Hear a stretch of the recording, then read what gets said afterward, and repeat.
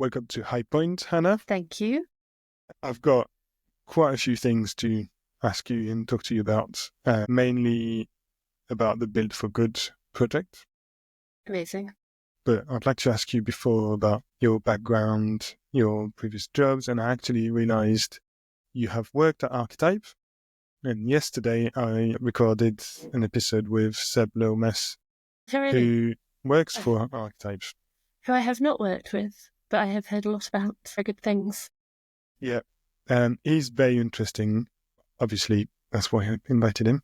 Mm-hmm. And yeah, you have your own firm now, Progress in Practice. I want to ask you about the process of creating your company, why you started it, how, when, blah, blah, blah. You're also a Passivhaus designer, did a very good definition of what Passivhaus is and the standard, but maybe you can add a bit more to it or give your own definition.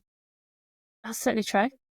And and then Build for Good as well. I've got quite a few questions to ask you. Maybe I'll challenge you. I don't know. I may have some tricky questions, but I will try to not do it too much. But yeah, it's mainly questions on, it's not limitations, but anyway, it's a great project, and that's why I wanted to have you on the podcast. So yeah, can you introduce yourself the way you would like to be introduced? Okay, thank you. So my name's Hannah. I'm an architect, Passivhaus designer, and I'm also an ACB certifier. I'm on the board of an organisation called the Greater Manchester Community-Led Homes Limited, which is an organisation that facilitates community-led homes. And I'm also a new trustee for the ACB. And the founder of a small practice architectural studio called Progress in Practice, which I set up basically to be able to do the type of work that I want to do, which is low energy, Passivhaus, deep retrofit projects in Greater Manchester. Was it because the firms you were working for were not focused on it or not working that much on it? It wasn't so much that. So like you said, I worked for Archetype quite a few years ago now. And after that, I worked for another small company that focuses on low energy projects. But I wanted to move to Manchester. So at the time I was living down south, and I couldn't find a job in Manchester where I could use the skills that I'd learnt around Passivhaus and PHPP modelling and actually put that into practice in Manchester. As opposed to kind of putting that to one side, I took the slightly crazy leap of starting to work for myself in a new city, knowing nobody. Before we talk about it, can I ask you what made you want to be an architect? And what's your background in terms of uni and studies, education, basically? Yeah, okay. I'm not one of these people. A lot of people you speak to have always wanted to be an architect and are, since they were playing with Lego and have been driven to do it by some sort of calling. I'm not one of those. I didn't know any architects when I was growing up, and I wouldn't have been able to tell you really what an architect did. I chose a course when I was 18 that was suited to the types of things that I was interested in. And it just so happened to be the right path, which is just really, really lucky when you think about it, when you're making those decisions at such a young age with such little information really about what's involved in a career. And I think really if I hadn't have found the angles that I really appreciate about architecture, so working on community projects, working on sustainable projects, that I probably wouldn't have made it to the end. I probably wouldn't be an architect if I hadn't found that niche. But luckily I found something that I was really passionate about, which compelled me to kind of see it through and actually find a position in the industry that I enjoy and care about. And when did your Passivhaus designer, so when did you become a Passivhaus designer and why?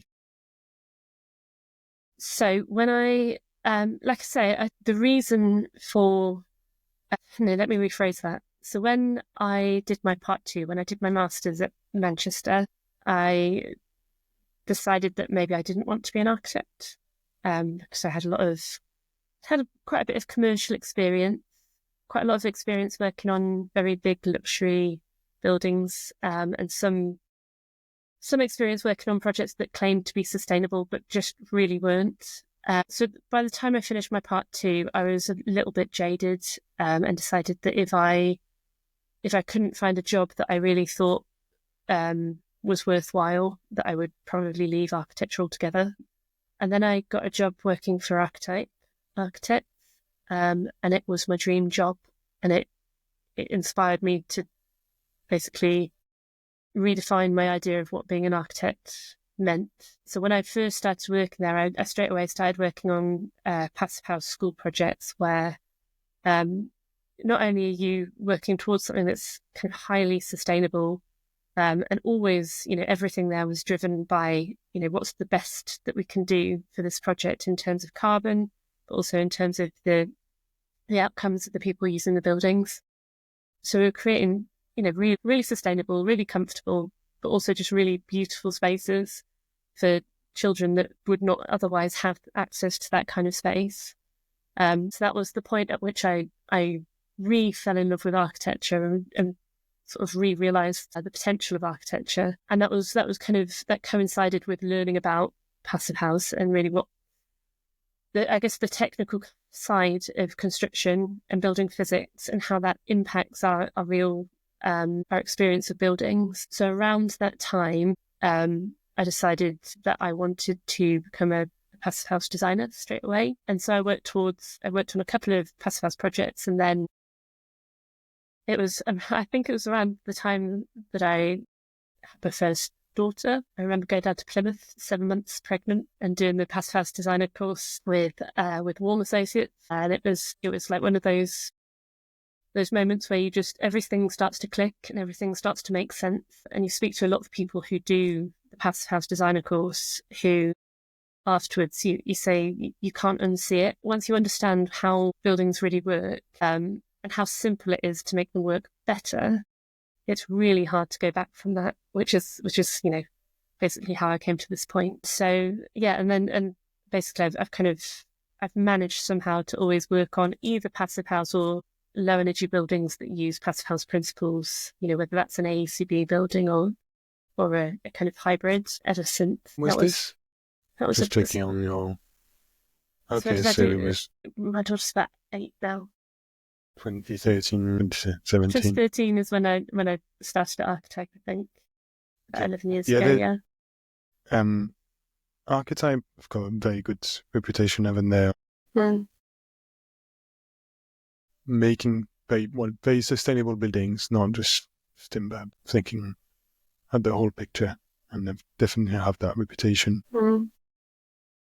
So when did you decide to create your own practice? Seems like it's 2018 or something like this. Yes, it was 2018. So it was 2018 that I stopped working for other people and started working for myself. I didn't finish work and then suddenly launch a practice. Instead, because my partner and I were moving to Manchester, I gradually started to work for myself. So I got a couple of clients, and it was fairly low key to start with. I also, had another baby in the process, so that complicated things slightly. So it was a gradual kind of emergence of a practice. So it wasn't until 2021 I've launched the company as Progress in Practice, because by that point Hugh and Stephen had started working with me, and really it didn't feel appropriate to be going around calling myself Hannah Dixon Architecture anymore, because we were more than that at that point. And so I'd say it's we've been going about 3 years solid, and before that it was a kind of evolution of people coming together. How difficult was it? Introduction that was created in the middle of COVID. Say that again, sorry, Marc. And it was pretty tough. But you just readjust your whole life, and we also had our first one. So, was that right? It was in a way it was a blessing. Well? Sorry, was that right in the middle of COVID as well? Yes. Yeah. And well, she was born before, and she had just turned 1. Yeah. But in a way, it was a blessing. I don't know if it was the same for you, because I could really fit my job around her and her needs. Although sometimes, and they give you a lot of motivation unconsciously, because in a way you want them to be proud of you. Yeah. So you want to succeed just to show them, and for them to say, you need to be proud of me. Yeah. But then I could definitely work around her and like nursery and stuff like this, and I've been able to spend so much more time than if I had been employed. Yeah, that's definitely true. I don't know that I share your experience entirely. So it's lovely being. I think maybe you start to, when you've been working for yourself for some time, you start to lose sight of what a massive benefit it is to be able to be flexible. I guess my experience is that because I did start working for myself pretty much at the same time as having the second child, I didn't really have any time off for that period. So I was trying to build a business with a week-old baby, and I have to say it was very stressful. It was very, very, very hard work. And I think because we met at the Loft House, the reason that I was working at the Loft House and in the co-working space is because... In Stratford. Stratford's public hall. Yes, yeah. The reason for that is because it was so difficult to be in a house with your baby whilst you're trying to work, and to hear things going on, your baby crying and not being able to go and be the person to look after them, which it's really, it's a difficult time. We've got a second one now, and then I don't think it would have been the same with two. Basically my structure was wake up at 5, work about 2 hours until she was waking up, then taking her to nursery, having breakfast, taking her to nursery, going back to work about 9 till 12:30, working solids non-stop, focusing, and then spending the afternoon with her. Amazing. And then you must have been absolutely shattered by the end of the day, though. Yeah, but I was so motivated. Yeah. And then work in the evenings as well again. But yeah, I was tired and I didn't realize. And I think I didn't have a breakdown or anything, but I put on weight. I could clearly notice it because I was so hungry, and tiredness makes you hungry, and it's quite interesting. There's a few things around that. So now I sleep more and I realize I'm less hungry as well. Yeah. That's definitely relatable. I don't think I would have been able to do the same with two, because you're so much more knackered with two. It's funny that, yeah. When they're there's a thick of it time, isn't there? There's when they're both in that pre-school, pre-nursery stage that it's intense. And high fees as well, high nursery fees. Yeah. So flashbacks. Yeah, and exactly. So how many are you now? You're 3, 4, something like this. You're not talking about children anymore, are you?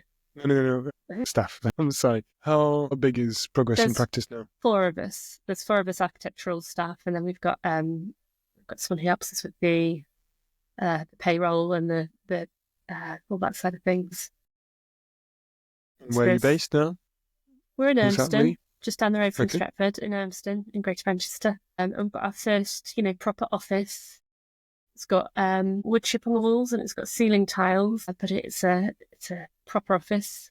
And so we're in the process of thinking about our next move, our next step to getting something a bit more architectural. Do you have any ideas? Too many. Okay. Maybe some of the future co-working places at the mall, the renovated mall. We're in Stratford. Are there some co-working spaces, are there?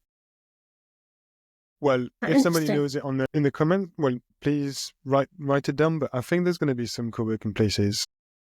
That sounds very interesting, and I'm pretty sure. That's a very cool place to be, isn't it? because I know there's basically the Stratford Mall is being renovated at the moment, and there's a big master plan part of the regeneration of Stratford, and as part of renovating the mall, there's going to be loads of I guess highways, and there's already been a new street. I can't remember the name of the street now. That's done now, but I'm pretty sure there's going to be some co-working places, because it just flashed in my head thinking it's going to be great for us, and I'm going to take a place there. And there's obviously it must be the case for you, but I know there's quite a lot of architects either self-employed or working in the area as well. Also around Trollton, so yeah, I don't know, it could be a good hub. Yeah, maybe. That sounds great, doesn't it? Creative hub. Yeah. So what sort of work and project are you working on exactly at the moment? We'll keep the build for good for the end. Okay, so putting build for good to one side, we are working on, we've got a couple of exciting Passivhaus projects on at the moment. So we've got, in January, we're starting on site with a new build Passivhaus project, which is a beautiful, kind of slightly modernist timber Passivhaus home. We have a couple of Enefit projects, so Passivhaus Retrofit project, one in Stratford and the other in the Wirral. That one's a listed lodge building as part of Birkenhead Park, which is a kind of very famous first ever municipal park, I think. Okay. So that's our retrofit projects at the moment. We're just hopefully in the new year, fairly soon in the new year, finishing up on the area-based scheme with the Carbon Co-op, which is our Levenshulme scheme, which is the retrofit of 5 homes through a very innovative funding model that Carbon Co-op written loads about, and there's loads available about to read about that. And I feel like I need to mention everyone's projects at this point. We've got time. We're working on a community-owned leisure centre that we're remodelling the cafe space for. That's quite an exciting project. I can't think of any more off the top of my head. So we spoke about it with Seb, but I would like your view on it. First of all, can you describe what Passivhaus design is before we carry on? Passivhaus design, or what a Passivhaus is? Well, what is Passivhaus? So a Passivhaus to me is it's a way of creating. I find it really hard to put this into plain English, because you end up trying to talk about space heating demands and things, but really it's just about limiting the amount of energy that you need to heat your home, and in doing so creating a really super comfortable, healthy space that has minimal running costs and requirements in the context of it being home. Obviously, being a domestic house, it can be applied to anything. So as I mentioned before, when I worked at Archetype, we were working on mostly school projects. And that has like this massive value in terms of the kind of health side of things. The improved indoor air quality actually leads to a kind of a more healthy but also more productive internal environment. So it actually improves learning outcomes for people. And the same applies obviously to other types of spaces for adults and to homes as well, I guess. Is the long answer. Okay. No. Please take the time to describe it in detail. Yeah. It's a podcast. Yeah. Okay, so you're right. Talk more. So what does it take to, if you live in Stratford, you're moving in a house that hasn't been renovated or very little. Yeah. And say double glazing, no cavity wall, brick walls. Can you make it a Passivhaus? You absolutely can. The challenge is that with existing properties, quite often it costs the same as building a house. So it's really quite an expensive thing to do. It's something that we have to do to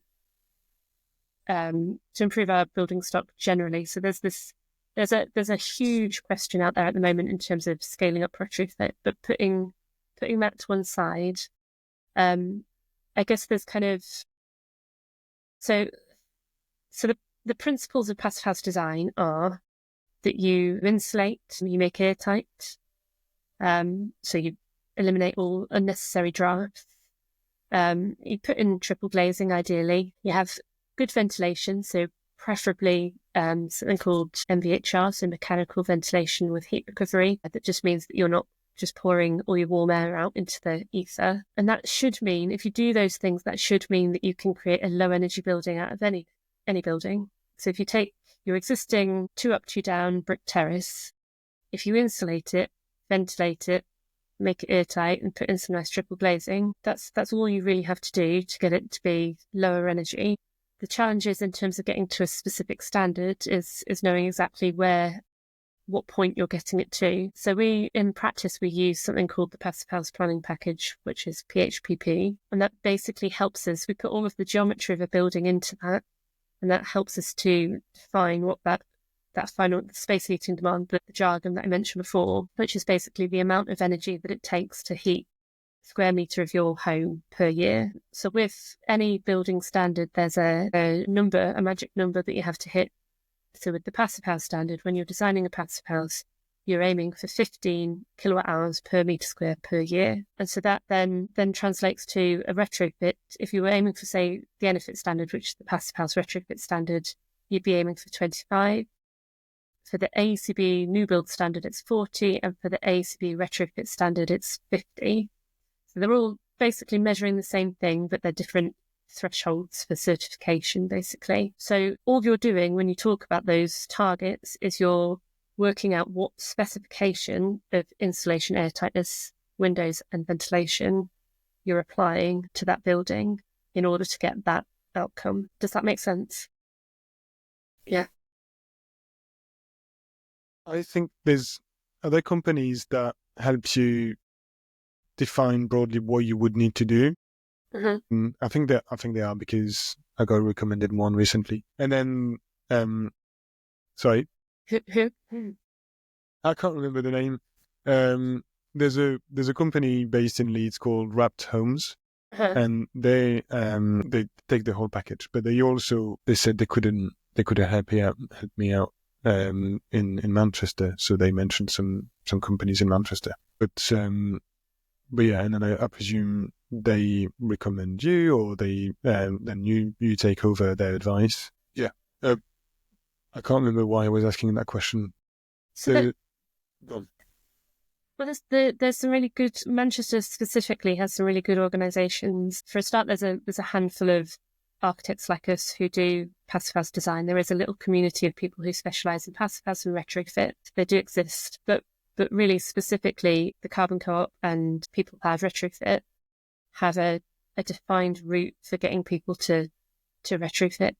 So there's always this kind of slight, I think there's a couple of issues when it comes to retrofit. One is that people are bamboozled. There's almost so much information out there, and there's so many people trying to sell you stuff that it's really difficult to know where to start with a retrofit. And what you really want before you even get going with anything is to have a bit of what we call like a roadmap or a plan, a master plan for your house of the things that you need to do that will eventually lead you to a high quality retrofit. Even if you can't do everything right away, you want to know what the journey is and what the first steps on that journey are. So People Powered Retrofit are really good for kind of they kind of triage things. So there's some people that they can help all the way through, and there's some people that they'll kind of sometimes divert to people like us or other organisations in Greater Manchester who are appropriately qualified and know what they're talking about when it comes to retrofit, just to make sure that you're in kind of trusted hands. Okay. Do you know the rough budgets or the range of budgets that it takes to renovate, to retrofit a house into Passivhaus design or standards? That's a Obviously, it's very broad, but really hard question to answer. Let's say a standard 3-bed house. So what we tend to say is that a budget of around £1,300 to £1,500 a square metre would get you a completely retrofitted house. So that's with all your insulation, airtightness, ventilation and glazing. That's not to say that you couldn't do it cheaper if you were doing things yourself, or if you were if you're kind of managing things yourself. But it's also not to say that you couldn't do it more expensive, because you can always make things more expensive. You can always make things more beautiful and add your oak trims or your gold taps or whatever it is. Okay, obviously I'm interested for personal reasons as well. Good. Not that we would like to have our house now as Passivhaus, but maybe later or build our own house. I think that's everybody's dream, isn't it? And yeah. It's very hard to do. So let's speak about Build for Good now. Lovely. It got loads of success interest on social media and on LinkedIn especially. I presume you got quite a few people contacting you, or can you first describe it and then we'll talk about everything after? I've got quite a few questions. What is Build for Good? Okay, so Build for Good is a development agency that is set up to be profit for purpose. So basically any surplus that's raised through the company is reinvested into doing more of the stuff that we're set up to do. The intention is that it works as a development agency to help people who want to do community-led housing. So there's a lot of community groups, co-housing groups, community-led groups in Greater Manchester. We feel could do with a bit of almost a bit of a leg up, a bit of support in just being driven forward through the delivery and the procurement process of building community-led homes.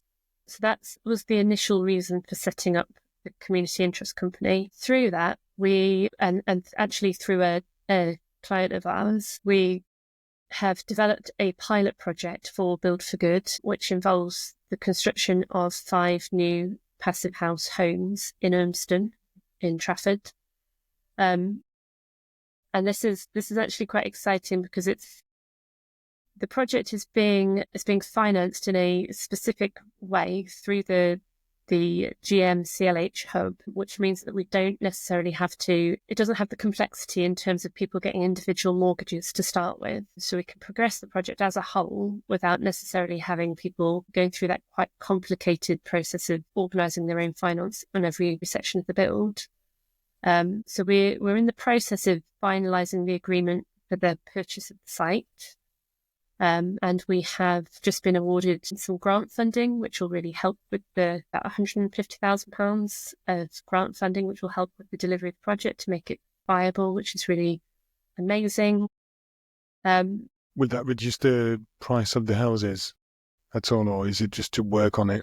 Yeah, so the idea with the setup of the CIC is that we will be building houses and selling them for this project at market value. So whatever market value is for those specific homes. And then at the end of the project, there hopefully will be a surplus, and that surplus will be split between the hub, in this case, the CIC and the homeowners, so the people who are buying the properties, so that hopefully anything we manage to save, any surplus we manage to get, will come off the value of the homes, so they will be more affordable. So yes, to a certain extent. On this, I noted from the websites about that it would be sold at market value for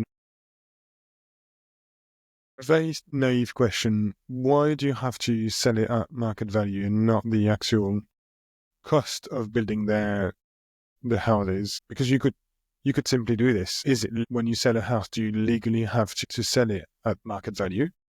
No. So the honest answer is that there isn't a huge difference between what it's going to cost us to build it and the market value. There's not a huge difference.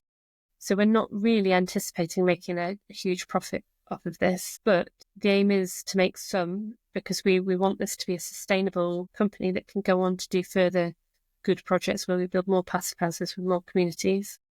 But that said, the intention is with that surplus, if we can divide that up and that to come off the value of the home so that people are paying slightly less, that would be our ideal. And really, going forward, we'd really like to be able to deliver homes for kind of 85% market value if we can, because that's part of it's part of the values of both the hub, but also with community-led housing generally, is to try and deliver affordable housing, whether that's affordable with big A or a little a.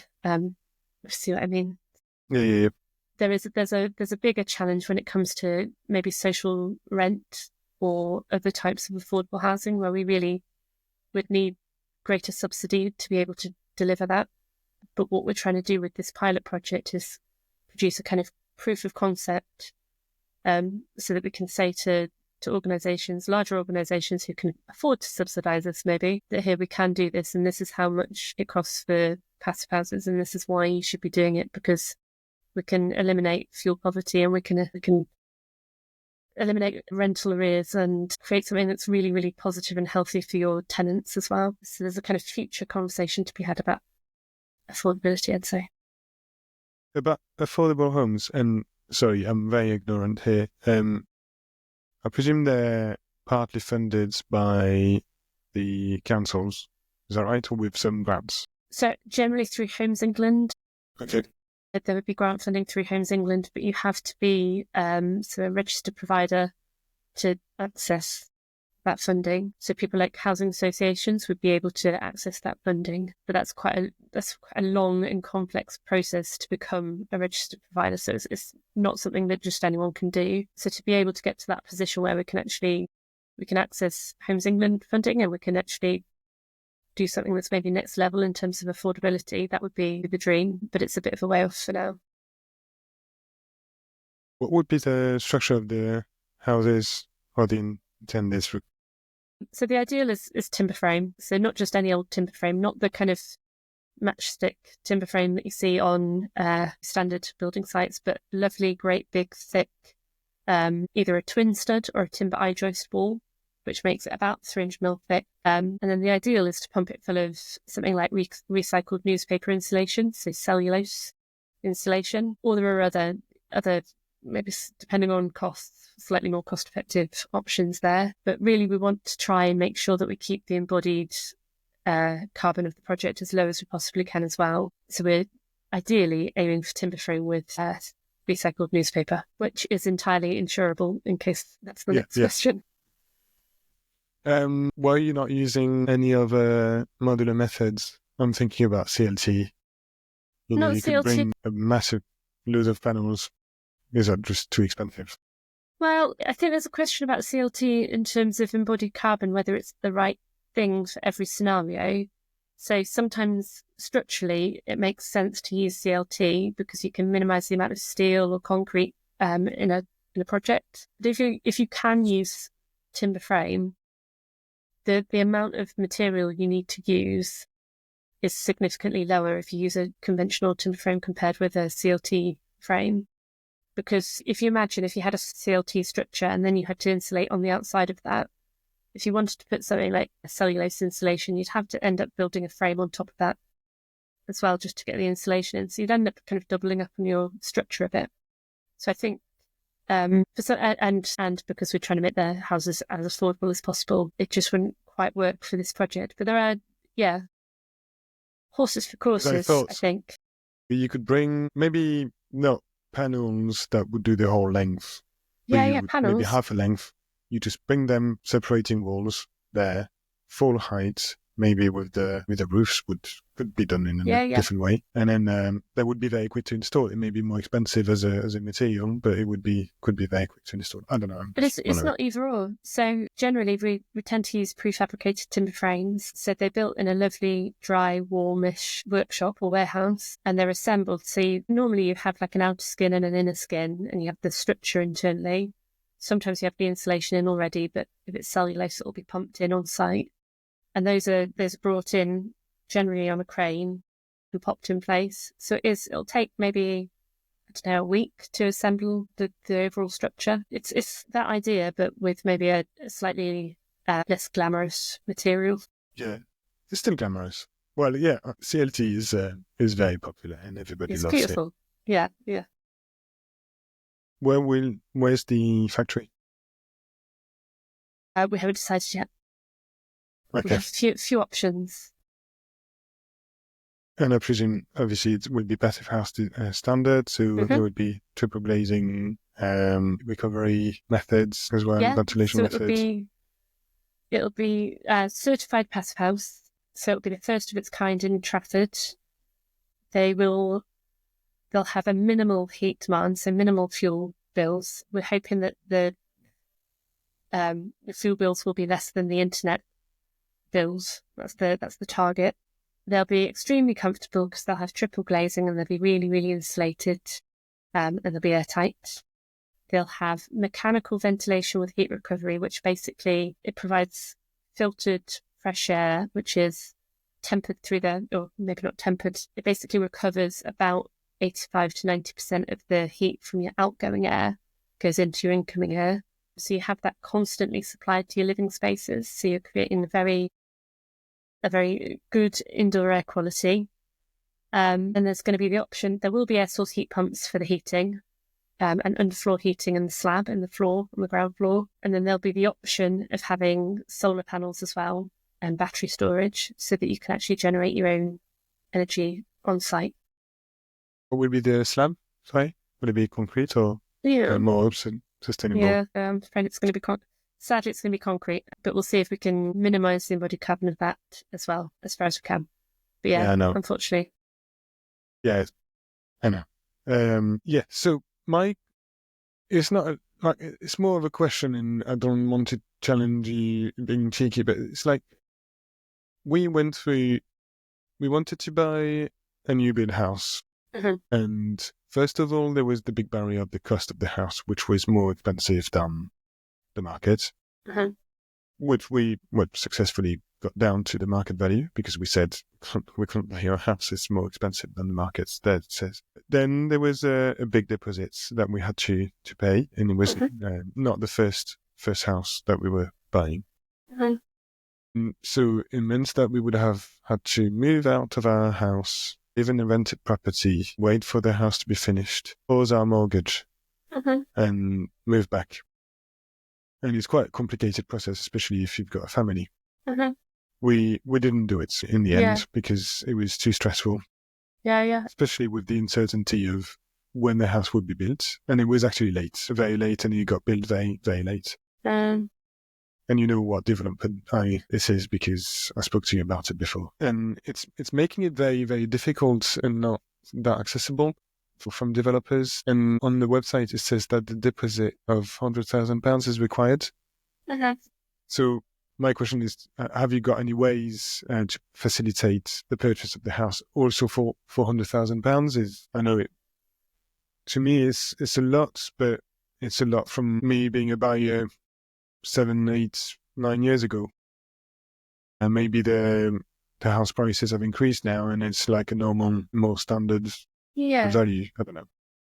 So, that was a big question, wasn't it? So in terms of the value of the properties, it is market value. They've been valued by an estate agent, a local estate agent who knows the area. I live around here, and I can kind of attest to that it's pretty much what you'd pay for something with 3 decent size bedrooms. I actually think it's likely to be really good value for money because it's not something that you can buy off the shelf. There are no other passive houses you can buy in Trafford. They do not exist. And also we're going to do our very best to make it as cost effective as possible. So to reduce that price where we can, or to give a kind of, it's almost like a cashback, isn't it, at the end? But that sounds awful, so we're not going to say that. So we have finance for the project. What we need is for people to be committed to the project. So we can't just say, sign up to our mailing list and then you can have a house. We need to know that the people who are going to move in there are the people who are involved from the beginning, because it's a community-led project, and there's quite a lot of work to be done to kind of build that little community. So we'd like the actual people to be involved as soon as possible. Basically, the people who are going to be living there. How much that deposit ends up being is slightly flexible and kind of subject to agreement from the whole group. So the intention is that the vehicle for delivering the houses is set up and ready to go. And then there are decisions to be made by the people who are going to live in the houses before we start on site. And some of those decisions are really exciting decisions, like what colour you might like your windows to be, and maybe what you're going to do with your kitchen and fun stuff like that. And other things are going to be more admin related, like how do you want to manage the kind of shared garden spaces, and what size deposits do you want to pay and when? If the size of the deposit that you pay, if it's a higher deposit and that makes things more affordable in the long run, do you want to do that? Or do some people want to do that and some people not? So it's a complex picture, but it needs to involve the people who are going to be involved. And really, it's a tricky one to kind of define what the threshold should be to be involved in a project like this, because it can't be something that people just kind of decide on a Saturday morning over their coffee. Yeah, why not? Let's give it a go. Because it has to be something that people are like seriously committed to, because we're building them in spring. We're starting on site. So there has to be a level of commitment. Thanks for the answer. I had another question, but again, forgot about it. Yeah, I'm going to have to get this. It's more on the... So the developer as well, that we had added things, we had an agreement and they added more things, or there was, big showrooms, very nice showrooms. They never say it is the best of the best you can have in the price list. And then there's loads of things they add after we've signed a contract or something, or we've paid a pre-deposit. And I felt like it was really a really annoying process and really frustrating, because there was, for example, no flooring was actually going to be installed. Yeah. And it was going to cost $2,000 to install just the basic flooring.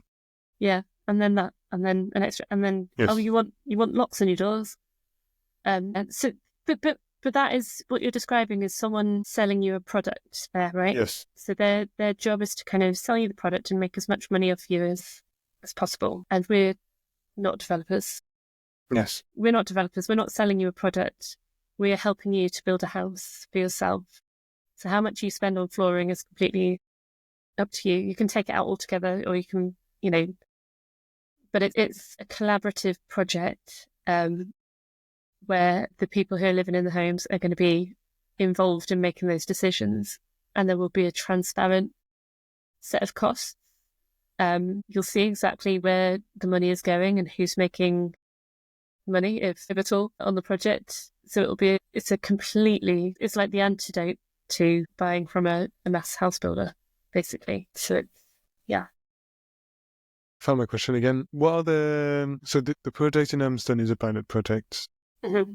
What's beyond this? Have you got any plans, or are there any plans? Yeah, so we're working on a couple of other projects where we're trying to resolve some of the questions around affordability, and we're also trying to make the kind of concept work in an area that maybe would see greater benefit from it. So maybe a slightly less affluent area. So there's a couple of projects, but they're very, very early days. And really what we'd like to do is work closely with a local authority so that we can actually deliver something that's very high quality housing for for basically an affordable rate. But to do that, we need to find a way of making up the difference. And that might be in the form of the price of the land, or it might be that there is other ways of achieving that. Are you planning on having after that pilot project, on having a guide or like a summary of all the different steps and how you've done it, so Absolutely. people also can pick it up in anywhere else in the country? Yes, yeah, definitely. That's a very good point. I should mention as well, sorry, seeing as you're Stretford based, that there is actually a group in Stretford who are quite keen to find a bit of land and do just that there. So build some passive houses in Stretford. So with enough groundswell and with the right site, I think that could be a really promising potential project. Yeah. Yes. Yes. Yeah. Yes, you are planning on making a Yes, guide, creating a we guide. are planning to create a guide. Yeah, a guide. We'd like to, like I say, we'd like to make the proof of concept in the Urmson site, but then we're planning to put together a kind of exactly that, a kind of step by step, explain the process, but also kind of explain where there's flexibility and where there isn't. So yeah, we'll keep you updated. We'll let you know. A little bit like I don't know. I haven't read it in detail, but you know the document that Wolf Thistleton did on making multi-residential timber buildings, Okay. especially around London. It's called the New Build model, and this is great, and it just sets the how do you say paving the way to building, or easier way to building in timber in the UK, and multi-residential buildings and taller buildings. Yeah. With timber. Well, that's what you need. There's no point in reinventing the wheel every time, is there? Yeah, exactly. Great. What's the website for Build for Good is buildforgood.co.uk. It is, yeah. Is progressandpractice.co. Perfect. And I guess if people want to speak to you or contact you, there's all the contact details on the website. Unless you want to find you on LinkedIn. Yeah, find me on LinkedIn or info@progressandpractice.co.uk. Perfect. And definitely get in touch, especially about Build for Good. Yes, thank you very much for accepting the invite. All the best with that project and obviously Progress and Practice more generally. But yeah, thank you, Hannah. And I'm sure I'll see you somewhere around Stratford. Thank you so much. It's been a pleasure. No problem. Bye, Hannah. Bye, Marc.